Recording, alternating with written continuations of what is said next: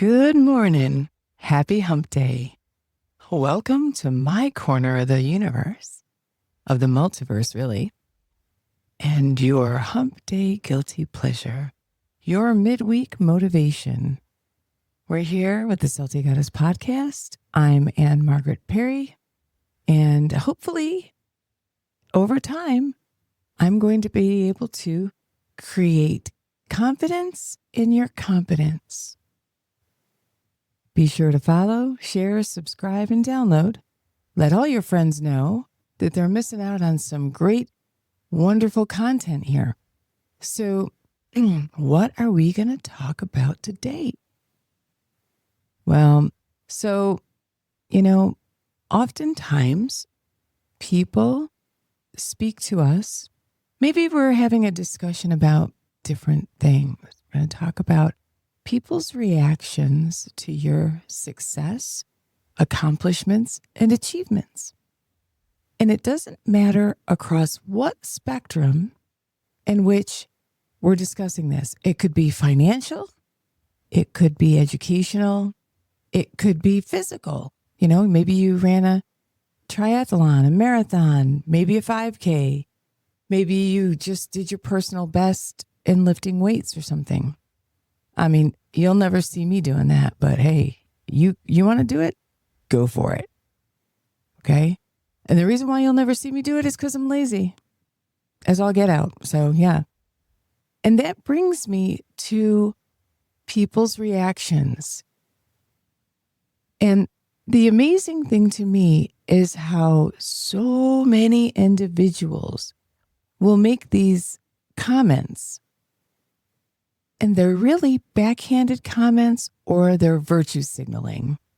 So, as I've mentioned in the past, your competition should simply be you and what you were this morning, what you were yesterday, what you were a week ago. Your goals should be to just improve yourself, not in any race with someone else, but just yourself.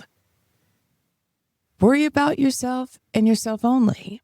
That way, you're not busy expending any of your most valuable currency on anything but you.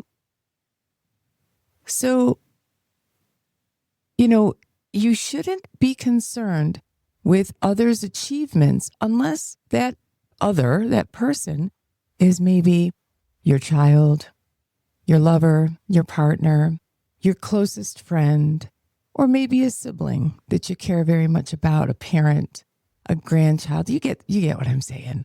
Those that are in your inner circle. So you should not be in a race. There's no competition.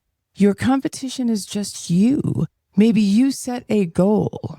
I want to be X amount of weight by such and such a date. I want to be able to do 50 push-ups on my office floor. Okay, 50 push-ups inside of 3 to 5 minutes. All right. Those competitions are great. That structure is fine. But I want to talk to you about what I want. I guess I could call them the humility police. They virtue signal left and right. Let's just say conversation is going on and you're like, well, I bought a lake house. And someone that's within that group goes, oh, must be nice. That is a backhanded comment. That is virtue signaling. And that individual, sometimes it's offhanded. They don't even think about what they're saying, but more often than not, they are. And it's actually your information has triggered them and they feel less than, or they feel you've gotten further than they have. And they don't know what to say about that. Instead of celebrating your success, they make a comment like that to detract. Like it's as if you shouldn't be successful because they're not successful. You shouldn't have bought a lake house because they didn't buy a lake house. And that's so inappropriate in the social setting. So when we're talking about etiquette, if someone has accomplished something and you're casually discussing it and it comes up in conversation, maybe you say something along the lines of, wow, that's wonderful. Where is it? Do you get to go there often? Do you Airbnb it? Do you Verbo it? What do you do? Do you have a boat? I mean, maybe it's not a lake house. I don't know. I'm just saying. The social graces that we really should have are gone. And it's crazy to me because in the past, we used to celebrate those things.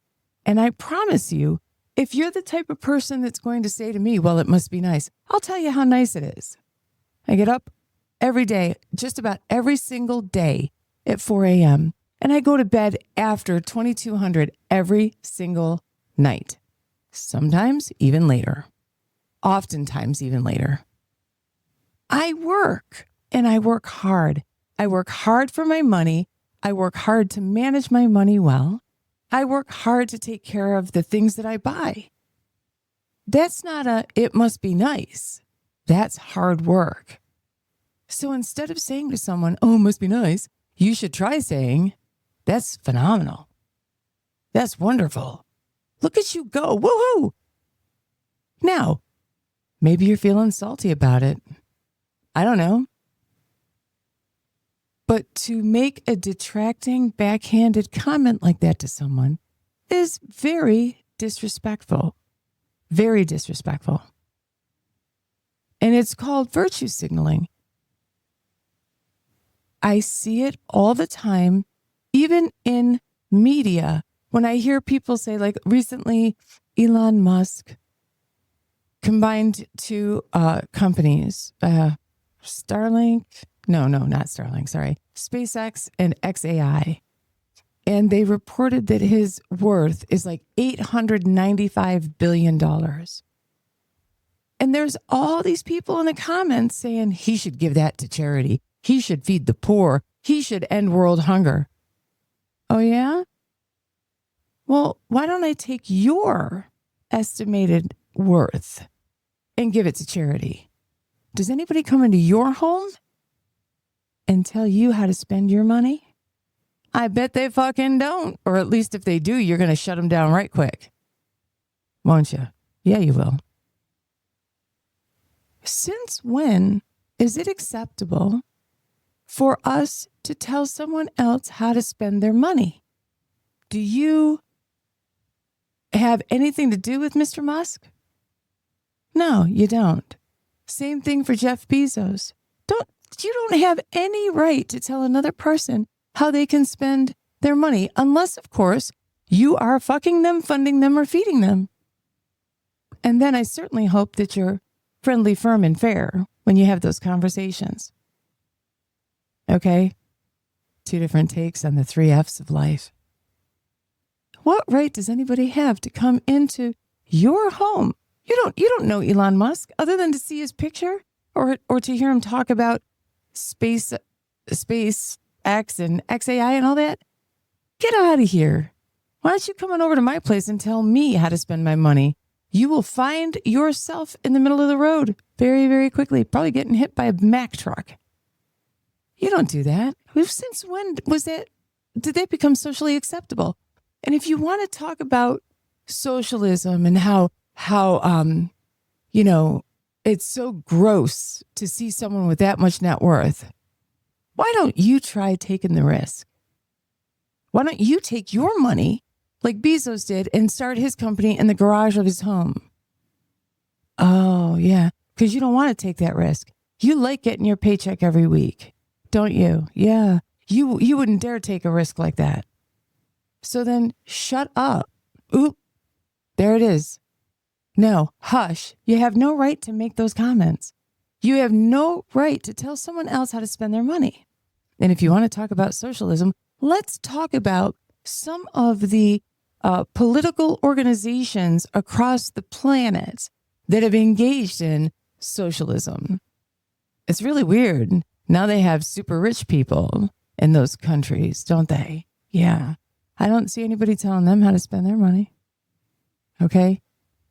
Stop doing that. It's so disrespectful. Now, I don't have $895 million or $895 billion, excuse me, billion with a B. But there's no reason why anybody should be told what to do with their hard-earned money. And I know you wouldn't let me come to your home and tell you how to spend yours because it's none of my business. Of course, I'm not ridiculous enough to ever do that to someone. I would never do that. So disrespectful. So disrespectful. So you think that you're, the humility police. You're the person who frames your context and it's setting like someone is being arrogant. All right. Or that someone's credibility is their vanity. I'll give you an example. When I used to teach virtual, people couldn't see my face. It was an online platform. They could hear my voice. They could see a PowerPoint, and they could communicate with everyone in the class via chat. And at the beginning of every lecture, I would say, "Hi, my name is Anne Margaret. I'm from here. I presently live here. I began my career in this year. I have this license, this degree, these credentials." And that's not because I'm over here being a braggart. It's not because I'm over here being arrogant. It's because you need to set credibility at the beginning of a class. Can you imagine if I said, "Oh, hey, I'm here to teach you today about topic XYZ. And I just got certified last week in topic XYZ." You'd be like, "Bitch, what? How are you teaching this class? What gives you the authority to teach me?" Right? Get real with it. All right? When people say to you, when you're talking about your credentialing or your credentials, and they say whack things like, that would sound better if it came from someone else.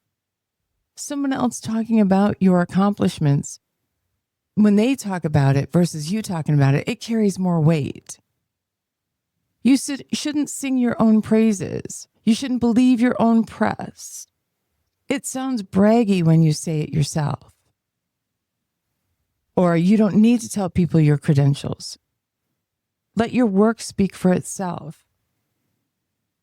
Real leaders don't have to announce who they are. It sounds real civilized, but it really isn't. Those are backhanded comments. Those are backhanded, quote unquote, compliments. They're not compliments. And those are not life lessons. Someone being confident in who and what they are can speak about their abilities and their inabilities. They can talk about how far they've come, what they've done to get to this point that they're in the same room with you.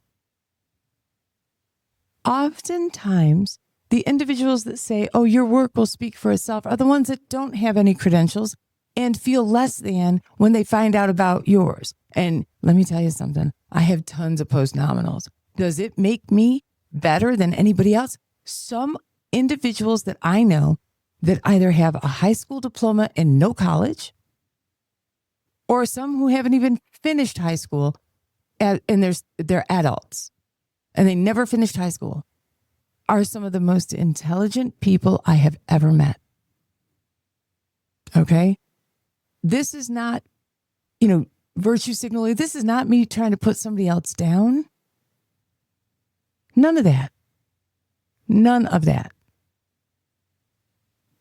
Everybody needs to take a deep breath and realize we're not all in competition with one another. We shouldn't be.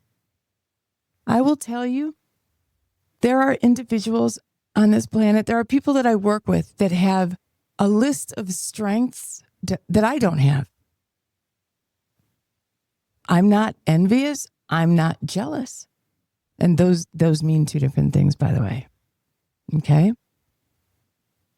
I am proud of the accomplishments I've made, but that pride isn't arrogance. I know how hard I worked, and I know how hard other people work. And I also know that individuals that don't have a master's degree or a doctorate or an associate's or a bachelor's have worked in their lifetime just as hard as I have. So I do not compare credentials. But if you're going to be teaching me something, if you're standing on, the dais and you're about to hold, court, if you will, I want to know that you know what you're talking about. I want to know why you know what you're talking about. Okay? So what's really happening is that their virtue signaling is disguised as etiquette. Right? Literally, when they say those things, it's like your authority is only acceptable if it's conferred by someone else, preferably someone maybe I approve of. But you should never, talk about your own credentials. All right? When people say things like that, it does three things. It gives the impression that you have to be dependent upon external validation. They also attempt to slow or block your influence. And then it protects their relative status in the room. And it's not about humility. It's about who is allowed to claim expertise out loud. They don't want you signaling that you have competence in something that they may not have. And that's weird to me. Why do you give a shit what somebody else is the authority on? Especially if it's not your forte. That's so weird to me. And I have to tell you that it's not uncommon for this to happen more often to women than to men. And it's woman on woman and man on woman, the offense that takes place, believe it or not. Okay? It's absolutely, crazy to me. But men, most people don't say anything about a man. They'll say things like, as a former Navy SEAL, or in my 20 years of experience, or when I ran my last company. And when they start off a conversation like that, no one is clutching their pearls thinking, oh my God, this guy is like full of himself. They don't think he's bragging. And they don't think he's too much. It's literally a level of gatekeeping of your confidence in a way. All right. So there is a difference between bragging and establishing your credibility or your authority. Bragging people seek admiration. When people brag, it inflates their ego. Often people will brag or they'll talk about themselves and it's really not in the context of the conversation. But they also try to give an air of superiority. But when you're trying to establish credibility, it establishes your scope. It frames your expertise. It informs the listener and it protects accuracy.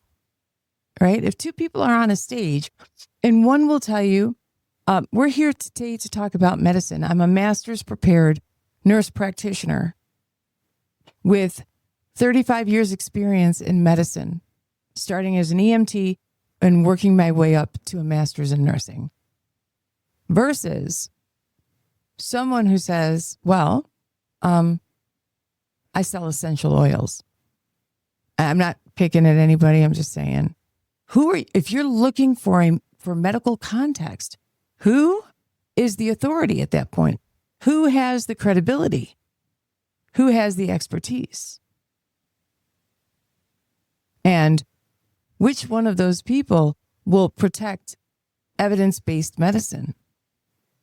Hopefully it's the master's prepared nurse practitioner and not the essentials oil salesman. Okay? That's important. All right? believing that somebody else should say it about you, someone else talking about your accomplishments has more weight. Someone speaking about you when you're not in the room has more weight than you talking about yourself. Well, first things first. If you're talking about me and I'm not in the room and it's anything other than positive or accurate or honest, I don't give a shit. Okay? I don't need someone to herald my accomplishments. I'm perfectly capable of explaining them to people all on my own. And people should be able to listen to me talk about that. Okay? Because we are allowed to be accomplished. Right? And I don't care that it makes someone else uncomfortable. I'm also allowed to say that I'm accomplished. All right? So when there's gatekeepers and when people think that the only way that they hold on to power is by proving that they're like the king or the queen of the hill, and that means they've got to step on everybody else's necks, that doesn't work, right? That's where that gatekeeping and that behavior is. It takes place is in those rooms. In modern professional spaces, saying things like that is outdated. All right?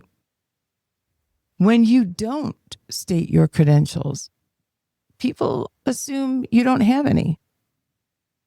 They might not believe in your authority. And they might dismiss you altogether if they don't think that you have any credibility.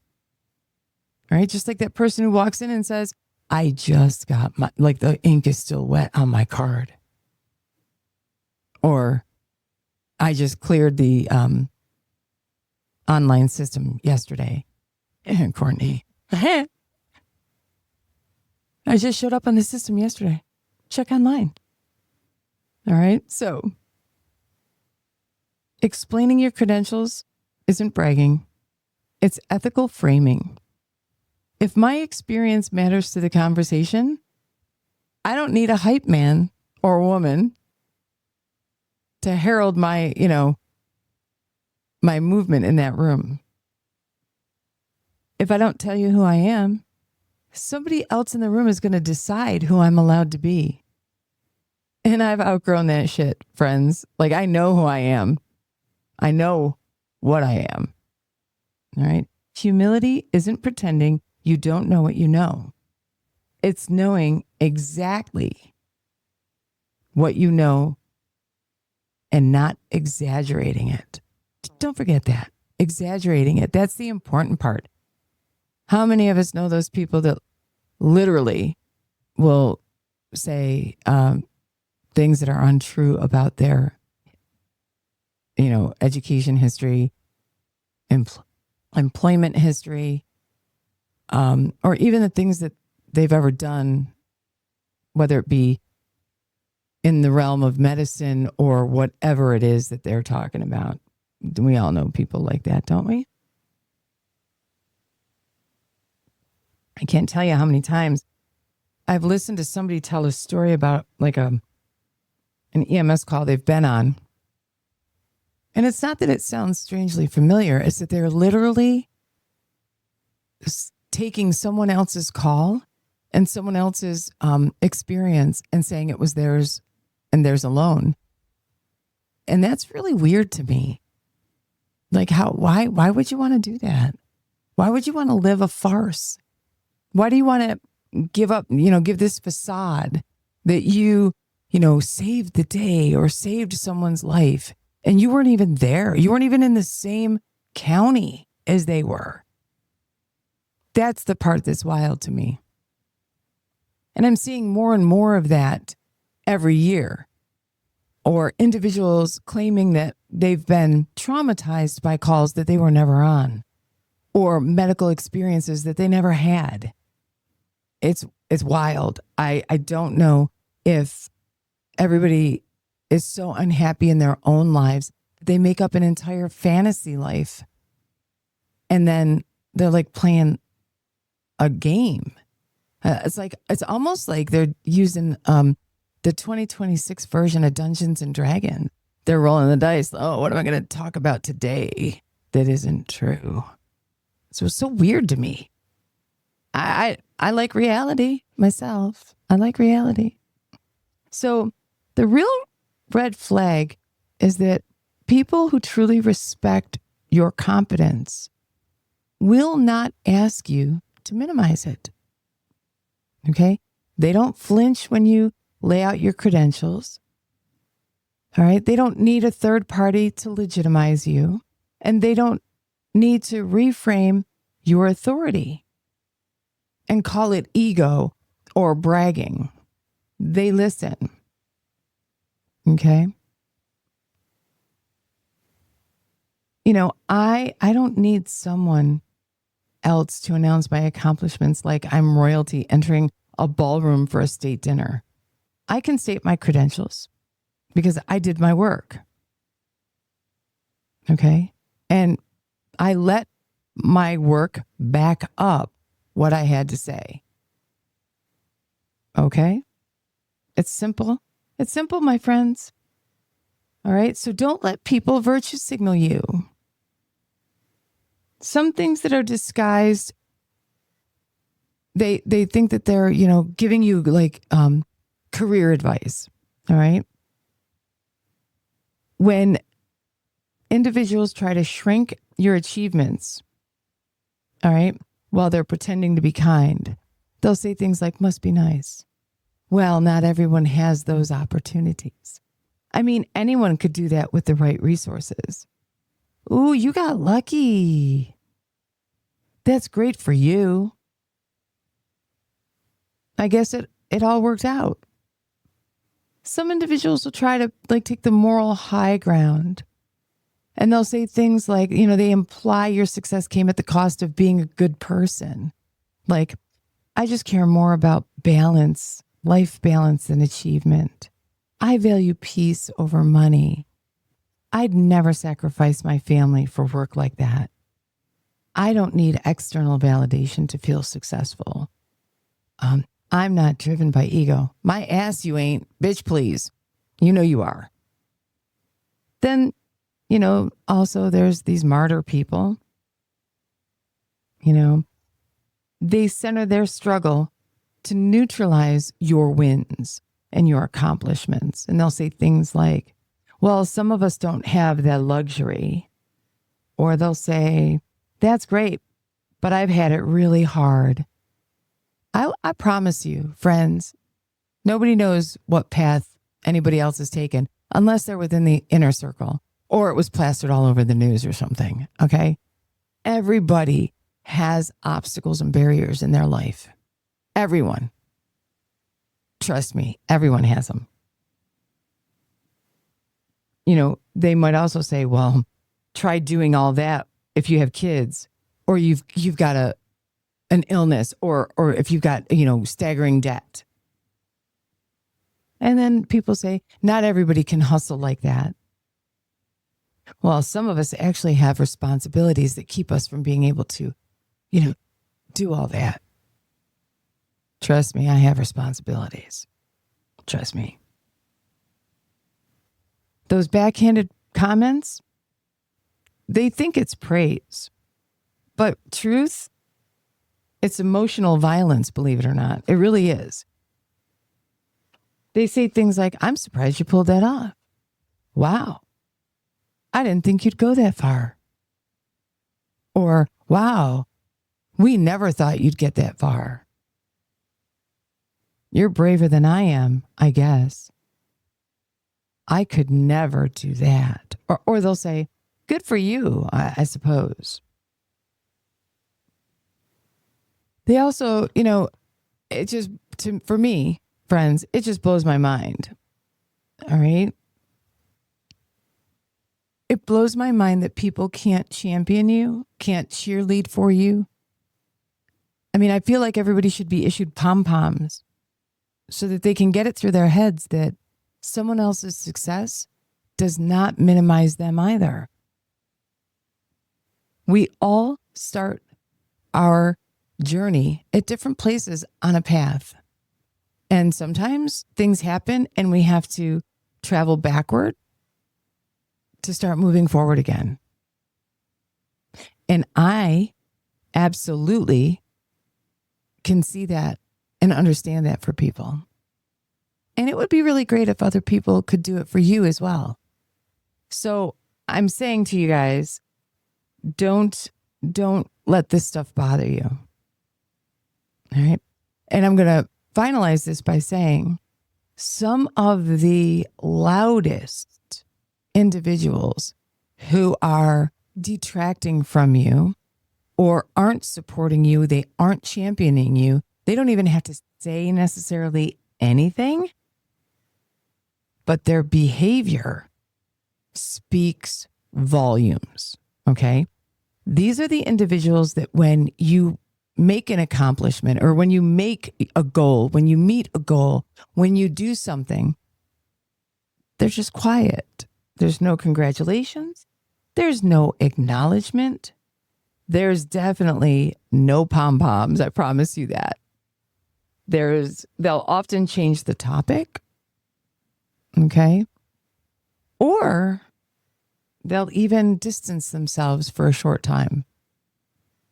Just remember, boys and girls, gods and goddesses, silence is still communication. Don't forget that.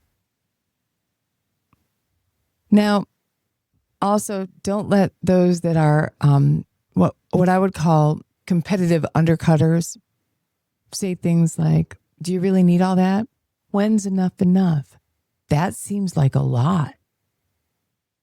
Why do you even want that much responsibility? I don't really get your obsession with more. Good the fuck for you. You don't have to understand. But I do. I have to understand why I want to learn more things, do more things, fix more things, and be more things. And it's not because I want to be better than you or the next guy down the road or the next woman down the road or the woman in the office next door or the man down the street or anything else. I want to do more and be more for me. And trust me when I tell you, internal motivation, intrinsic motivation and drive is the generator that never dies. Extrinsic motivation, extrinsic desire fades and dies out. So don't look for extrinsic. I've said it before. You need intrinsic motivation. All right? So if someone can't celebrate your win without immediately repositioning themselves as morally superior, spiritually elevated, or, tragically oppressed, that's not humility. That's insecurity in a beautiful fascinator. People who clap quietly really do want you to stay small. So my suggestion is they shouldn't be your audience. The ones who clap the loudest for you are the ones who need to be your audience. And I promise you, you will clap loudest for yourself. So get confident. Get confident in your competence. And rock out. Make it happen. And don't listen to any of it. And don't be bothered by the silence. They'll figure themselves out eventually, or they won't. Sometimes your growth means instead of walking a path, you need a 5-lane highway. They probably can't drive on that. It's okay. I'm sure they'll find someone else to walk with. All right, my friends. Now I want to hear from you guys. I want you guys to come and tell me what screwed up remark, comment, or quote unquote compliment has someone ever given you that told you they weren't your cheerleader. So be sure to send over some info. Follow me and follow the Salty Goddess podcast on all social media platforms. Download, share, subscribe, and let everybody know about your hump day guilty pleasure. This is the Salty Goddess podcast. I'll see y'all next week. I'm Anne Margaret. Have a week filled with opportunity.